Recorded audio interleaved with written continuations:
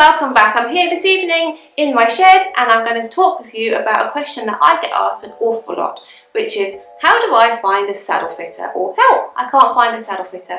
So if you're at all interested, if you need to know, if you've ever wondered the best way to find a saddle fitter, and actually even if you haven't, it's worth listening to in case you ever do need to in the future. So sit back, make yourself a cup of tea and hopefully enjoy.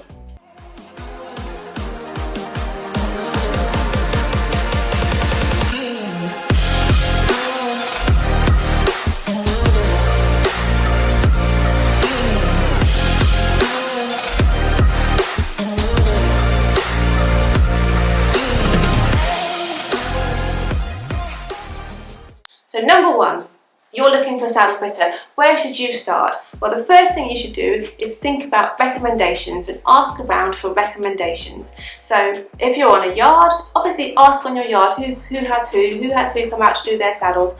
If anyone says to you, don't have a saddle fitter because they don't do anything or they just sell you a new saddle, ignore them. La la la la la la la la.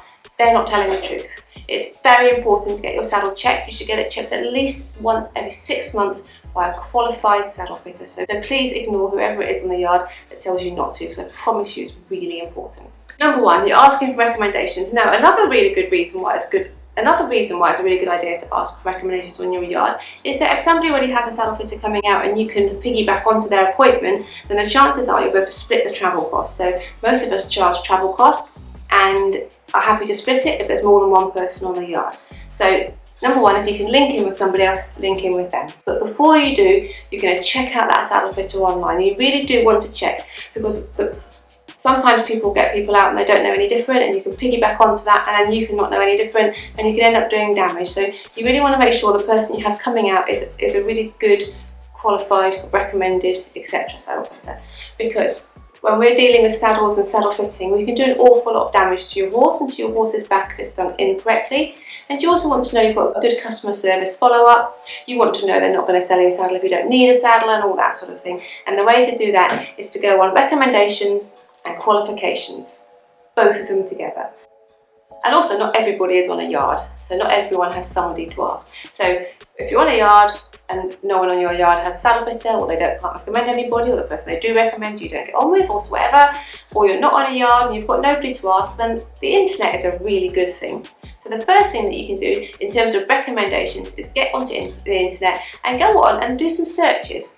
So search, for example, on social media, on Facebook. There's loads of pages that are like horse-based pages. Bear in mind, I'm filming this in the UK and I'm from the UK.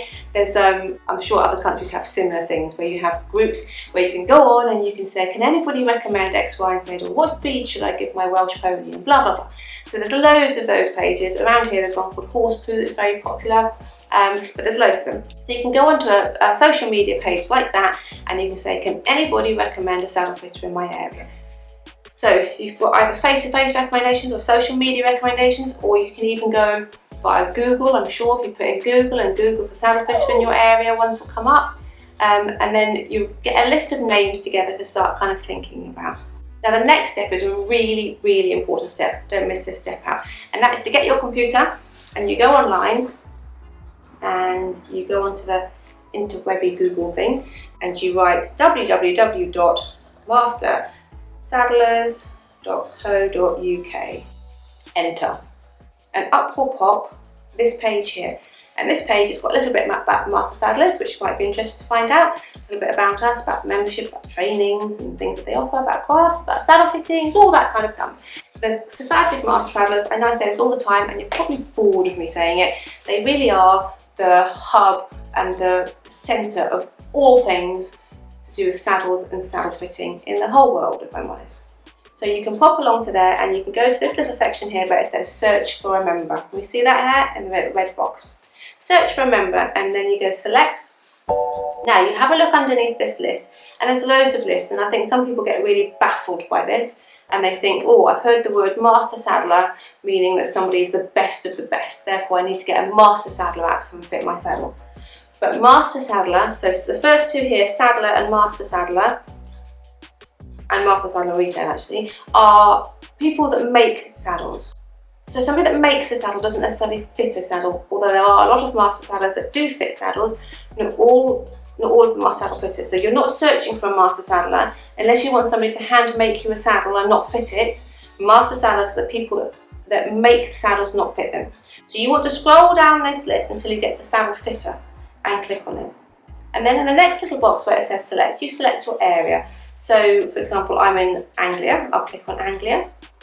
Now, in this little box, in this little bit here, you can either just click search, so you're searching for everybody in your area, or you can put in there the name of the person that's been recommended to you. So if you put the name of the person that's been recommended to you in your search, so for example, we're going to say that Joe Blogs has been recommended to us, and we press search, and we can see, oh look, there's no results. So Joe Blogs, that person that was recommended to us, actually doesn't exist as a saddle fitter. He or she is not a qualified saddle fitter currently registered with the Society of Master Saddlers. Therefore, we don't want to have Joe Blogs out, so we'll go back to the drawing board, and this time we will just search for any old person. We'll just press search, and then this here is a list of all the qualified saddle fitters in my area, so in East Anglia or your area, whatever area you've clicked on. So I'm going to start to move down the list here, and we'll have a look, and we can see there's 1, 2, 3, 4, 5, 6, 7, 8, 9, 10, 11, 12, 13. There's 14 in East Anglia, there's 14 qualified saddle fitters. So you're bound to be able to find somebody that will cover your area. Because remember, it's covering remember that Anglia, in this example, is quite a large area. So maybe not necessarily every single person on that list will come to you or cover your exact area, but it gives you a really good starting point, and it gives you somewhere to start from. So you can go through this list, you can look at the county that they're in, you can click on their website. So here I am here, Poppy Webber, Lincolnshire it says.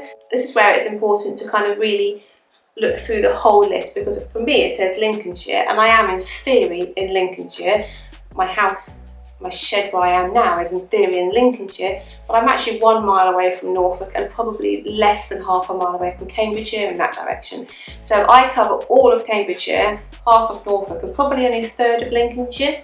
So this doesn't mean that I cover all of Lincolnshire. This means that my personal base is in Lincolnshire, but actually I cover quite a wide area, all of Cambridgeshire, half of Norfolk, and a little bit of Lincolnshire.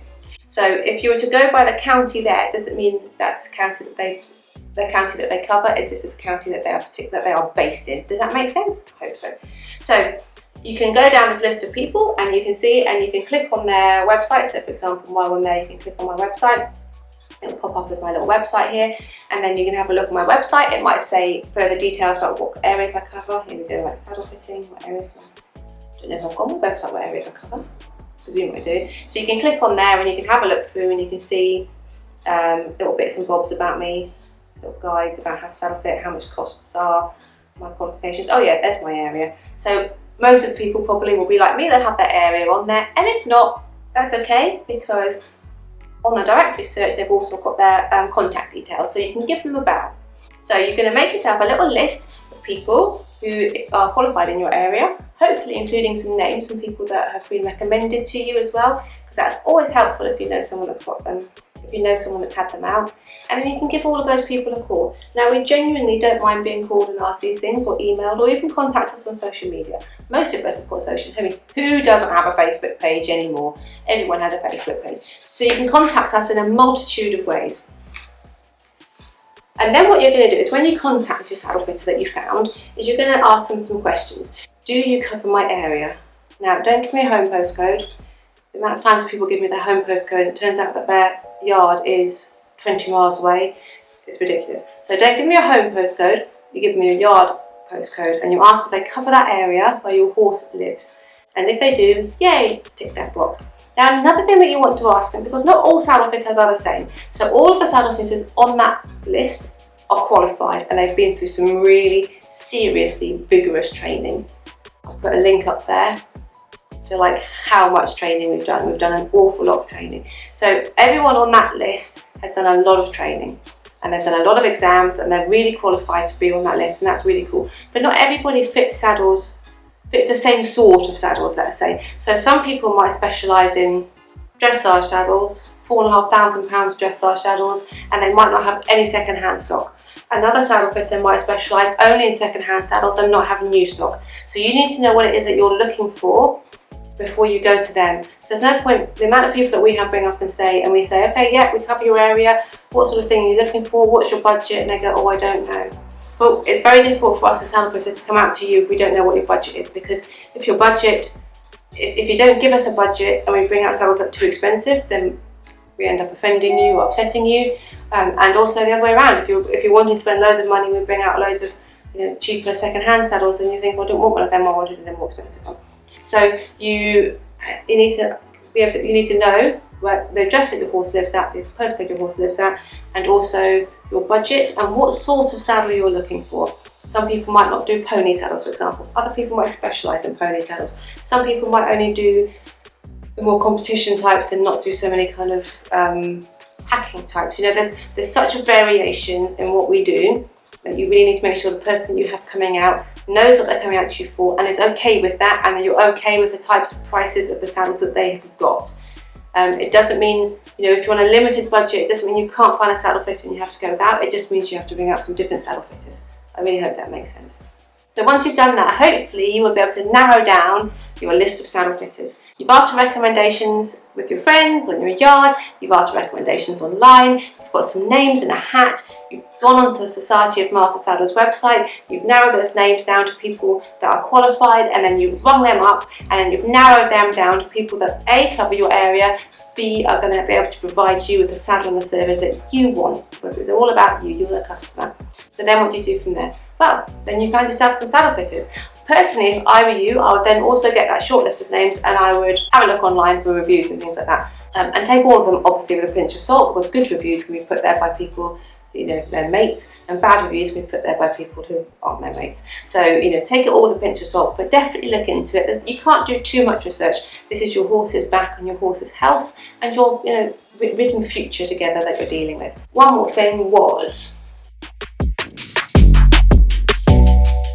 so when you ring these people up and they say to you, I'm really sorry, I've got a waiting list for 6 months, don't go, oh crap, and then go with the person that can come out quicker. Because we get this quite a lot, because we have a fair amount of wait, as a lot of us do, and we'll often get people message and go, can I have someone come out? And I'll say, can't come out for 8 weeks, whatever. And then they'll ring back and they go, so I found someone that can come out tomorrow.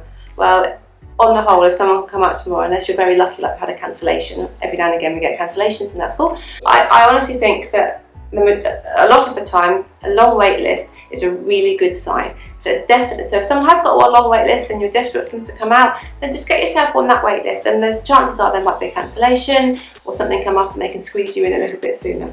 But yeah, don't be put off by a long wait, because it usually means that person is in demand, and if that person is in demand, they're probably quite good.